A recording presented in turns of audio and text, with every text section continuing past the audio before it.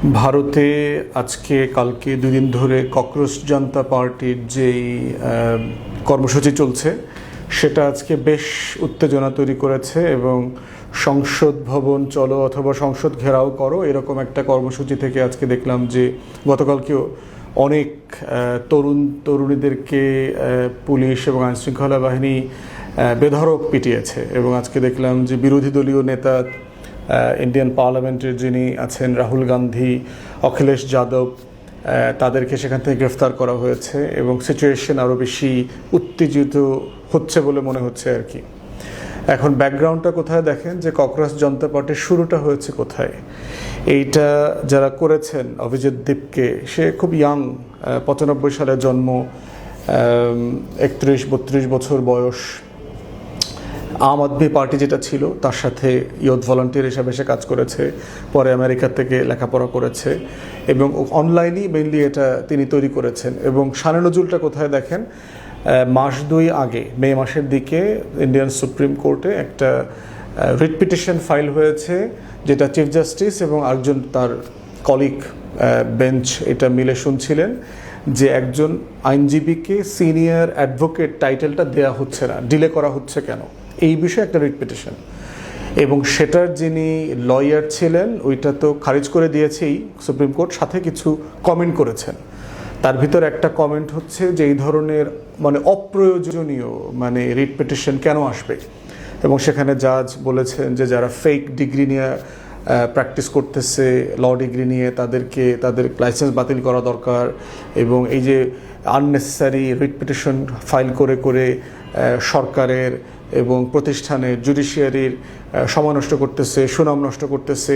এই প্রসঙ্গে কথা বলতে বলতে তার ওই জাজমেন্টে একটা কথা ছিল যে এদের কামকাজ নাই, এরা বেকার, অযথা ঘুরে বেড়ায়। তাদেরকে সে 2টা শব্দ দিয়ে রিপ্রিমেন্ড করেছেন চিফ জাস্টিস। তার ভিতরে একটা হচ্ছে ককরোচ আর একটা হচ্ছে প্যারাসাইট। প্যারাসাইট মানে হচ্ছে, ভালো বাংলা তো জানি না, এটা হলো ভাইরাসের মতো, ব্যাকটেরিয়ার মতো পুরো শরীরে ঝেঁকে বসে আর কি, অক্টোপাসের মতো ধরে থাকে রাষ্ট্রকে, সমাজকে। তো এই যে পড়ালেখা করে না, বেকার, কিছু নাই, এই ধরনের জনগোষ্ঠীকে তেলাপোকা, প্যারাসাইট বলবার কারণে এই তরুণরা প্রচণ্ড ক্ষেপে ওঠে। এবং এটার সাথে যেটা যোগ হয়েছে সেটা হচ্ছে ভারতে একের পর এক যে বিভিন্ন অ্যাডমিশন টেস্ট আছে, মেডিকেল এক্সামিনেশন আছে, এগুলোতে যে প্রচুর অনিয়ম হচ্ছে এবং প্রশ্নপত্র ফাঁস হচ্ছে, যেগুলো আমাদের সোনার বাংলায় আওয়ামী লীগের আমলে আমরা প্রচুর দেখেছি। তো সেটাকে প্রশ্ন করা, পার্টিকুলারলি নিট এক্সাম বলে, মেডিকেল টেস্টের এক্সামিনেশন এবং আপনার প্রশ্নপত্র ফাঁস হওয়ার কারণে যেটা হয়েছে, নতুন প্রশ্নপত্র দিয়ে আবার পরীক্ষা দেওয়া হয়েছে, এই পরীক্ষার প্রশ্নপত্র ফাঁস হয়েছে, অনেক স্টুডেন্টরা আত্মহত্যা করেছে, রেজাল্ট ভালো হয় নাই, চান্স পায় নাই, মেরিটে আসে নাই, এগুলোকে দিয়ে। তো এই 2টা জিনিস মেইনলি এইটাকে ট্রিগার করেছে মে মাসে। তখন তারা একটা ফেসবুকে গ্রুপ করে তারা এই আন্দোলনটা করে এবং তাদের যে মোটোগুলো দেখবেন, তারা নিজেরাই বলতেছে যে এটা হচ্ছে বেকার এবং অলসদের প্ল্যাটফর্ম, যাদের আসলে কোনো কাজ নাই। তারা চিন্তায় গণতান্ত্রিক কিন্তু লেজি বলতেছে, আবার সমাজতান্ত্রিক চিন্তায় আর কি, সোশ্যাল, সামাজিক, এরকম। তো ফান, স্যাটায়ার মিলে সব কিছুর সিরিয়াস একটা ব্যাপার আছে।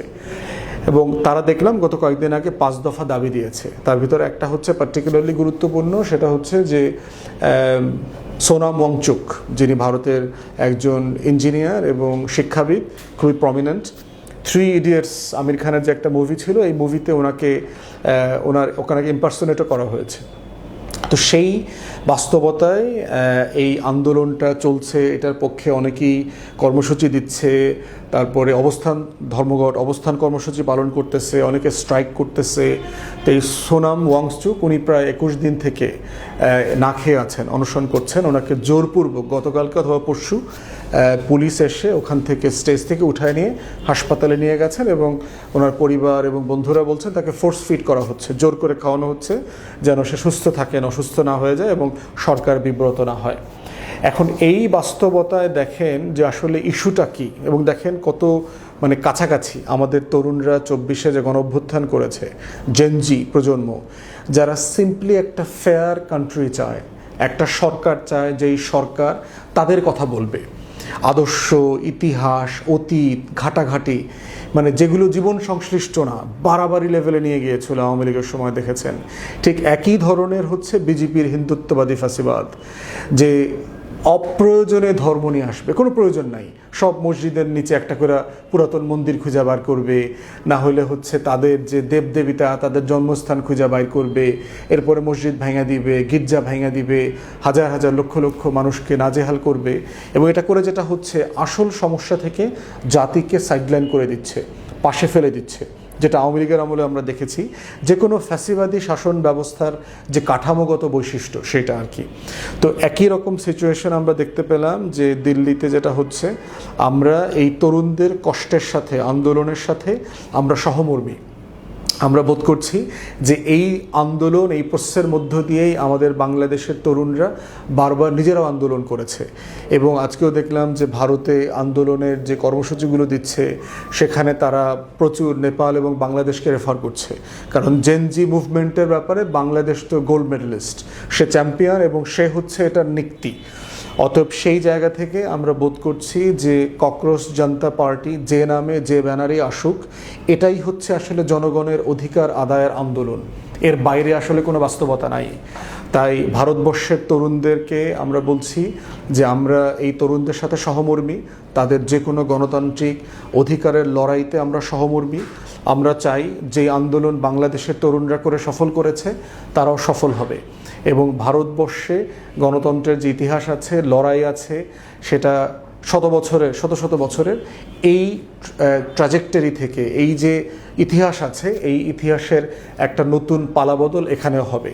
এবং সেই জায়গায় আমরা বোধ করছি প্রতিবেশী রাষ্ট্রে এই ধরনের অধিকার ভিত্তিক আন্দোলন যদি তৈরি করা যায়, যে আন্দোলনে আসলে পুরো রাষ্ট্র বেনিফিটেড হবে এবং জনগোষ্ঠী বেনিফিটেড হবে, পার্টিকুলারলি এই যে বিশাল জনগোষ্ঠী, প্রতি বছর কয়েক কোটি তরুণরা ভারতের জব মার্কেটে আসতেছে, কাজ নাই, বেকার, লেখাপড়া নাই, আমাদের বেকারত্বের সমস্যা আমাদের মতোই, কোনো স্কিল নাই, ভেরি লো স্কিল জব করতেছে, এরপরে অপরচুনিটি কম। সেখানে রাষ্ট্র ব্যস্ত হচ্ছে কে হিন্দু কে মুসলমান, কে খ্রিস্টান, কে আদিবাসী, কে পাহাড়ি, কে নিম্ন জাতের, নমশূদ্র, অচ্ছুত, এদেরকে আইসোলেট করা, সেই পুরাতন আমলের বিভক্তির সমাজ তৈরি করা। অতএব সেই জায়গা থেকে দেখলাম যে অভিজিৎ দীপকে এবং তার যে ককরোচ জনতা পার্টি যারা সংগঠক আছে, তারা সবাই কিন্তু একই কথা বলছে যে ধর্ম বর্ণ এখানে কোনো আলোচনার বিষয় না, কোনো জাতপাত চলবে না, কোনো হিন্দু মুসলমানের বিভক্তি চলবে না। আমরা চাই একটা গণতান্ত্রিক অধিকার ভিত্তিক রাষ্ট্র সমাজ, এবং এই লড়াইতে আমরা বোধ করছি জুলাইয়ের পক্ষের যারা শক্তি আছি, গণ অভ্যুত্থানের পক্ষী, ফ্যাসিবাদ বিরোধী আন্দোলনে যারা আমরা সহমর্মী ছিলাম, আমরা সবাই এই আন্দোলনের প্রতি সহমর্মী। তাদেরকে আমরা সাধুবাদ জানাই, তাদের আন্দোলন তারা তাদের মতো চালিয়ে নিয়ে যাবে। ঠিক একইভাবে বিজেপির ফ্যাসিবাদ যে আসলে জনগণ এবং তরুণদের কাছে গ্রহণযোগ্য হচ্ছে না, তার একটা বড় প্রমাণ হচ্ছে এই লড়াই।